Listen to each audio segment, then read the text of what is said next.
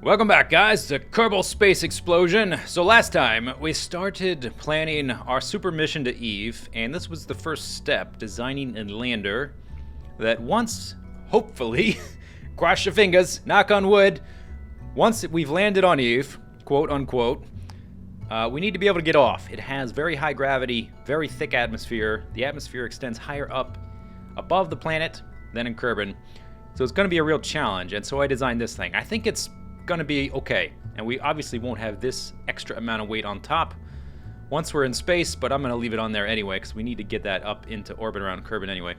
So the next part, we have to not only get this into orbit around Kerbin, we've got to attach it to another section of the ship that will push it from Kerbin all the way to Eve, and without busting on a calculator, which I don't want to do, we're gonna resort to the handy dandy tried and true method of over-engineering the hell out of it.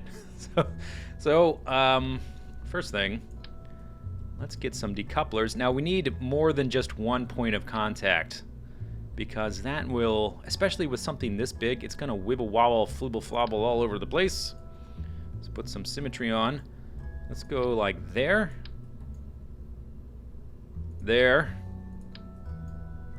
and there. There's 6 parts. Then we're gonna get these guys. I like the way these things kind of look. I mean, just aesthetically, I like the way they look. Go back down to 1. Put that there. And then put the symmetry back on. Put those there. So this way, we're gonna have 7 parts symmetry. Let's spin this so that it's nice and symmetrical. Yeah, that looks good. And do the same thing over here. Flip it upside down. And to get these little tiny movements, you hold down Shift and then rotate it in the desired direction using Q and E in this particular instance. And we'll extend these down like that. Come on. Like so. And we're gonna spin, not flip, we're gonna spin these as well so that they line up nicely. You don't need to do this, it's just, it makes it prettier, which is important. Okay, and then we'll do something just to keep the whole thing nice and strong. We'll do something like this. Yeah, that's, unfortunately, we're gonna have to do this 3 times. You can't switch from 2 times symmetry to 6, even though we want these to all be basically the same. Gotta do it 3 times. 3 times 2. There we go. Okay, good. Goody, goody gumdrops. Then we can come over here and grab our Clampotron. Go back down to 1 times. It should automatically do that, but I like to do it manually just in case. Oh, Pause is playing Serious Sam 2, YouTube. In case you were wondering, you wanted to stock Pause on Pause. There's no way to turn those alerts off that I know of. I kind of wish there was, because it kind of, it's not really a pertinent thing for a Kerbal Space Program video. Okay, so there we go. That is going to attach to our interplanetary section of the rocket. One thing to keep in mind is that this guy in the center here, this rocket here, which is covered by the decoupler, is a LVT-45. It has slightly lower thrust, but it has a vectoring gimbal action thing, so it can steer. And all the other ones out around it are the LVT-30, which have higher thrust, but no vectoring. They don't gimbal. And just to add extra maneuverability, with those I've got all these reaction wheels on here, but when we're down to just 1, we won't have that. We'll only have the torque of the ship, and so to help steer it, I put a vectoring gimbal on there, but it's a little bit shorter, so that decoupler is a little bit higher. Anyway, what we're going to do, I've been thinking about this, and this is what I think we're going to do. We're going to use these things, this structural fuselage, and we're going to use it to replicate the distance, the diameter from here to here, because we have to design these ships separately and then dock them later, and if the diameters aren't exactly the same, it won't connect up right. So this guy is basically the same size as these fuel tanks, and we got this diameter by doing one tank, decoupler, tank, decoupler, tank. So we're going to come to here, and this time we can do 6 times symmetry, thank God. It'll make it a little easier. We'll do this, and this. And these decouplers are only there to get the proper spacing. We're never going to actually separate them. We're never going to decouple them. So we'll do this. And I may add some struts later, off camera, once I fine-tune everything. But that should be the right diameter. And we'll eyeball it in a second. Go back down to 1. 1, please. There we go. Okay, put this guy there. Please connect. There you go. And then these there. Now remember, the central one was a little bit higher than all the other ones because the engine it's connected to is a little lower. So I'm gonna do this and just do something like this. And I'll fine-tune this off camera, but this is the basic idea. Something like that. Now we can kind of eyeball this by doing this. Whoa! Okay, ignore all the crazy screen stuff. Okay, so this is going to be this thing I'm holding here is going to be the bottom part of our next section, which is going to hold all the rockets. And it looks like that lines up pretty much perfectly. And I think that should connect well. And with those 7 points of connection, it should be much more sturdy.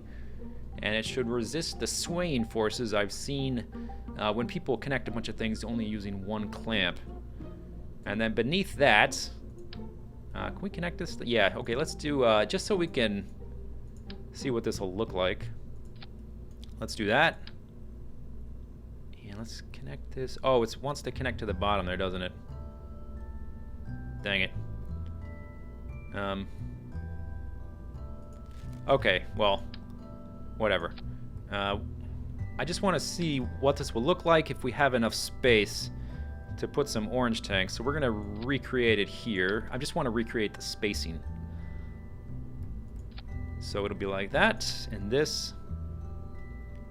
And every once in a while, the engine, the snap-on calculator, whatever, wants to flip out and make things red, like it doesn't want to connect them. And the best thing to do is just disconnect them so they're not trying to connect, and then reconnect them. Okay, then we want to use these. Like that. Oh yes, good. That is enough space for orange tanks. That's what we need. Now, I said previously, we're going to radically over-engineer the thing.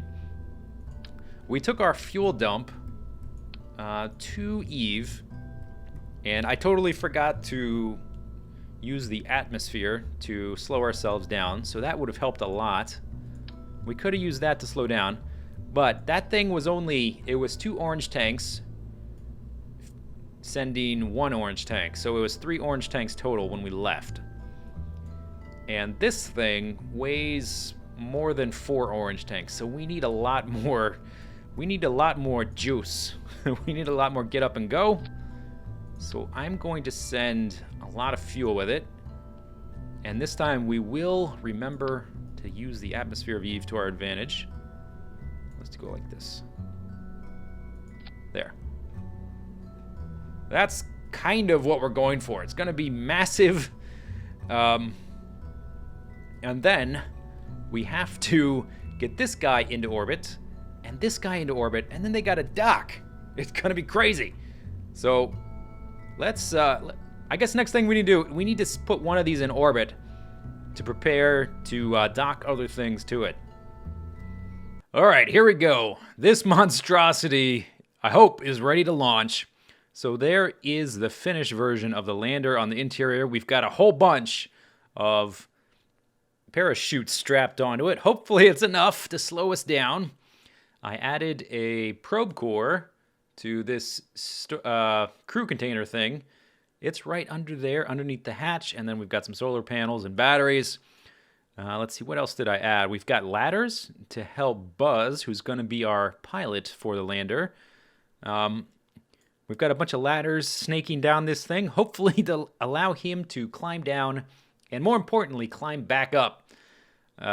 Yeah, that would be bad. He would then be stranded if he couldn't get back up the ladders. And there's a bunch of landing legs under there you may be able to see. I have a ton of them. No way to tell if they will be enough to hold it up in Eve's gravity until we get there. That's the one thing I really don't have any way to test. Or I tried to add as many as I could, as many as I had room for, and we'll see if it's enough. Hopefully it is. I guess we're ready. Here we go. 5, 4, 3, 2, 1, launch. Oh my goodness. So this rocket has about 900 parts. You can see we've only done, watch the timer here. We're still in our 3rd second of launch. So it's not going as slow as it seems. It's just the game is a little bogged down. Once we lose this outer stage, it should get better. So the sort of the atmospheric most appropriate speed we're trying to hit is 100 meters per second within the first 75 meters of height. We're way above that. We're up to 400 meters. We don't want to get much above 100 meters per second until 3,000 or 4,000. And then by 7,000 meters, we can be going 200 meters per second. And then after that, it starts to increase fairly quickly, and we probably won't be able to keep up with it. But we'll keep an eye on it. If you go any faster than that, the pressure of the atmosphere is going to be pushing down on you so hard, it's going to be very inefficient. You're going to waste a lot of fuel. So one other thing I learned, which had been causing me a lot of confusion and frustration before, is something to do with the fuel lines.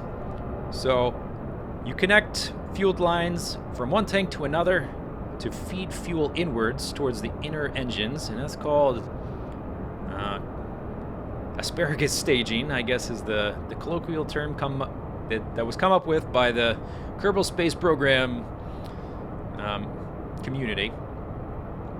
So what you can do, you can have multiple tanks feed into one tank, or you can have one tank split and have multiple fuel lines going to multiple tanks. But what you absolutely cannot do, which will cause all sorts of problems, is you cannot have one tank split to, let's say, 2 fuel tanks, and then have those 2 fuel tanks send lines to 1 fuel tank. So you can't like make a loop, more or less.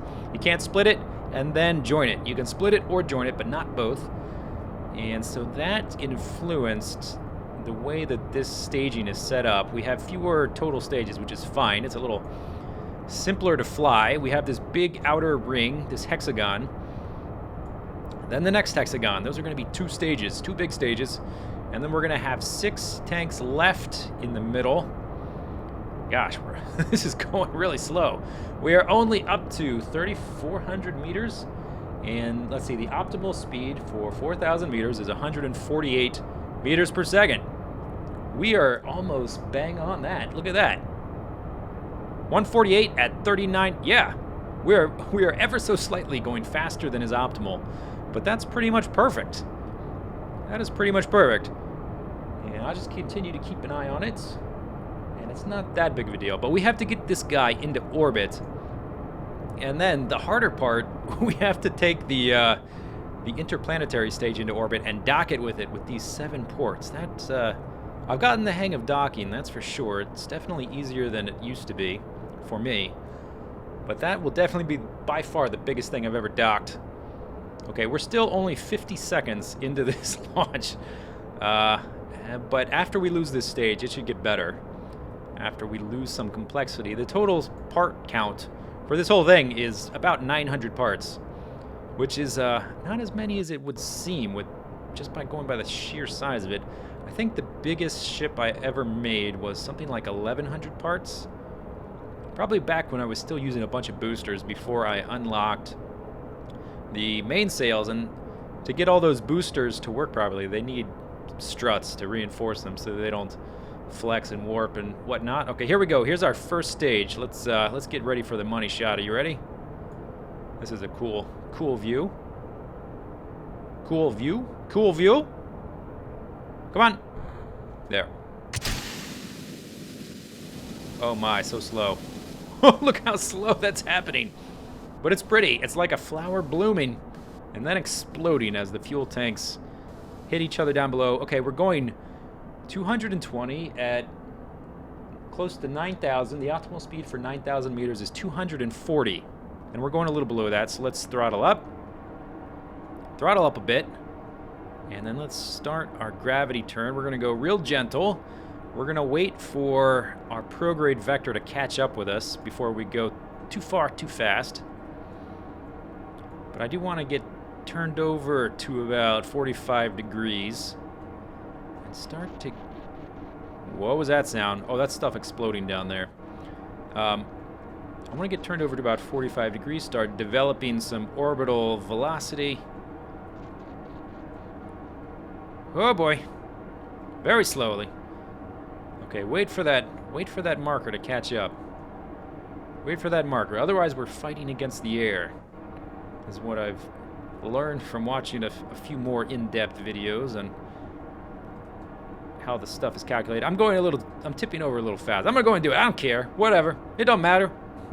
We got a bunch of orange tanks. Let's tip over to 45. Okay, we're at 13,000 kilometers. Optimal speed for 15,000 is 430. And we're not doing that, so we can throttle up just ever so slightly more. And I'm gonna stay right there for a minute. Let's take a look at our apoapsis. 36 seconds. We want it to be getting farther away. 37 seconds. Good. And once I get a little bit higher, we'll start tipping over more. Once we get out of a little bit more of the atmosphere here. This is pretty good. This is pretty good. Pretty good.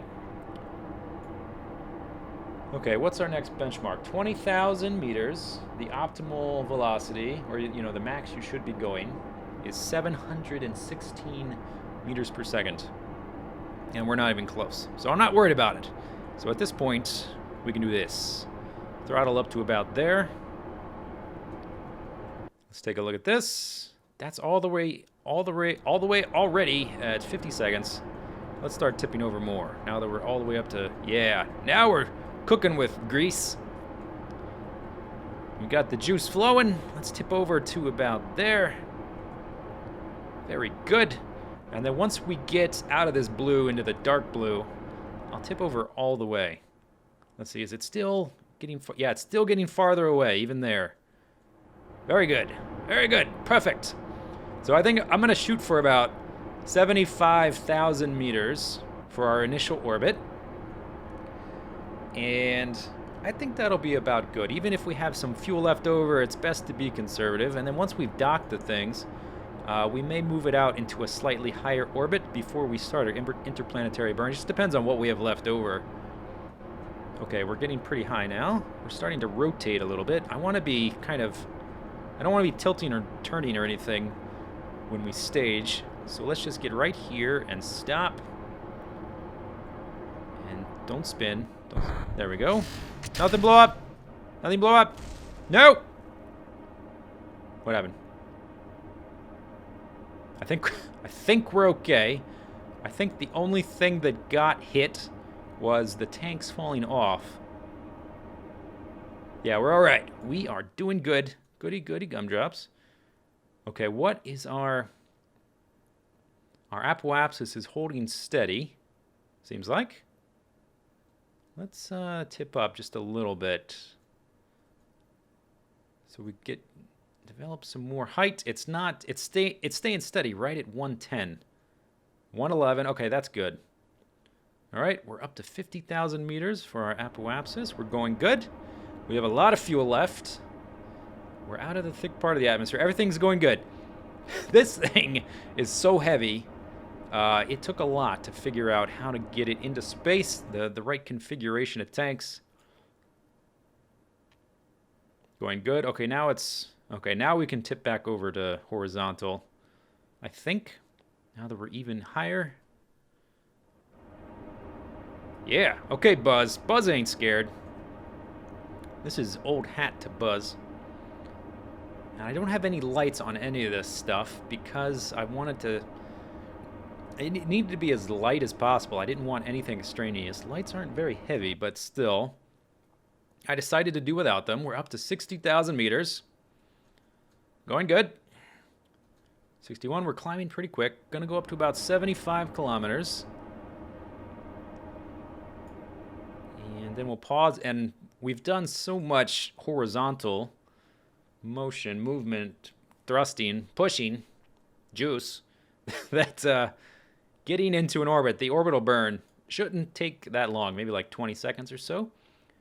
75, boom. Okay, cut that throttle. Let's get a maneuver going. We want this to be fairly circular. It doesn't have to be absolutely circular. But the more circular, the better, so that we can make rendezvousing easier. Whoa, too much, too much. Let's see. So that's going to be this one, 75. 75. Okay, that's perfect. Perfect. And that's, oh, only 12 seconds. Awesome. We are definitely going to have some fuel left over. I'll have to decide what to do with that. We could keep them on there. I don't have separatrons on that stage. But we can definitely, we'll figure it out. We'll leave them on just in case we need them for some reason. We do have a pretty decent amount of fuel left over. Okay, let's do some physical time acceleration. Oh boy, man, my heart is kind of like in my throat a little bit because I'm very tense. This took a lot of work to get all this figured out, to get it designed to this part. The real tricky bit is going to be landing on Eve and then taking off. I don't even know if we'll be able to land. I mean, let's leave taking off for another day. Let's not worry about that. We have to actually land. I'm really nervous about the parachutes ripping the thing in half. I'm really nervous about the landing legs not being strong enough to hold it up. Yeah, because if one of these engines breaks off, we won't be able to lift off. It'll be too unstable. Okay, we're above 70,000. Let's go back to 1 times and then up to 5 times. Here we go. Speed that up a bit. All right, we're almost there. Let's get right on that target. Stay on target. 7, 6. Okay, here we go. Throttle all the way up. Stay on target. Stay on target. Perfect. Perfect. Perfect. How many more times can I say perfect? It doesn't matter because it's perfect. Stay on target. Zoop. Okay. Cut those engines. Throttle down, Captain.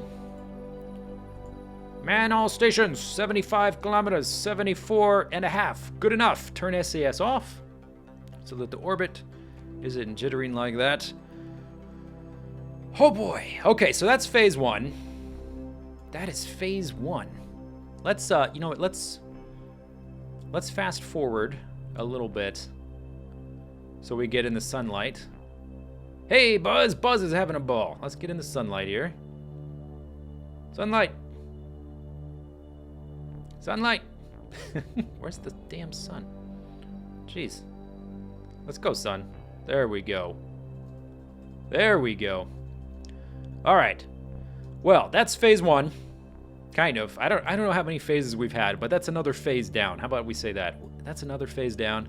Next time, we need to lift the back end of this thing and dock it. That will be hard. We will do that next time. Stay tuned for more Kerbal Space Explosion. Hope you enjoyed the video. We'll see you next time for more of our Eve super mission. See you later. Bye-bye.